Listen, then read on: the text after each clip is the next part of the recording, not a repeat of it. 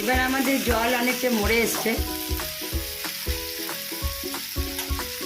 এটা ভাজা ভাজা করার সঙ্গে সঙ্গে আমরা এর মধ্যে অল্প একটু সর্ষে প্রয়োগ করব।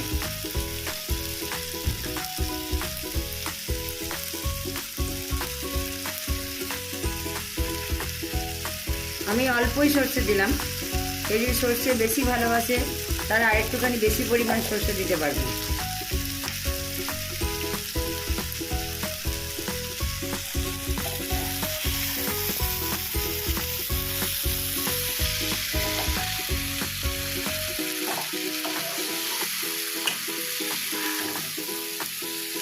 দেখুন আমাদের চচ্চড়িটা মোটামুটি সুন্দরভাবে হয়ে গেছে।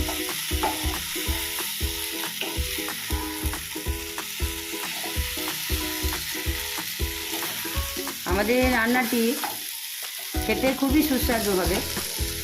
যদি আপনারা পছন্দ করেন আমার এই রান্নাটি, তাহলে রান্না করে ভালো লাগলে আমাকে একটা লাইক আর শেয়ার করবেন, একটু সাবস্ক্রাইবও করবেন।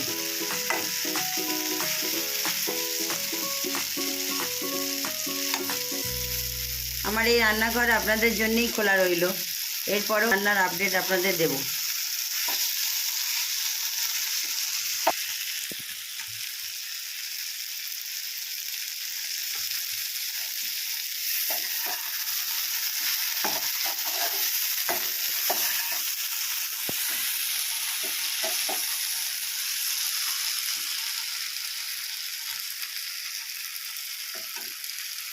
আমাদের রান্নাটি কমপ্লিট হয়ে গেছে।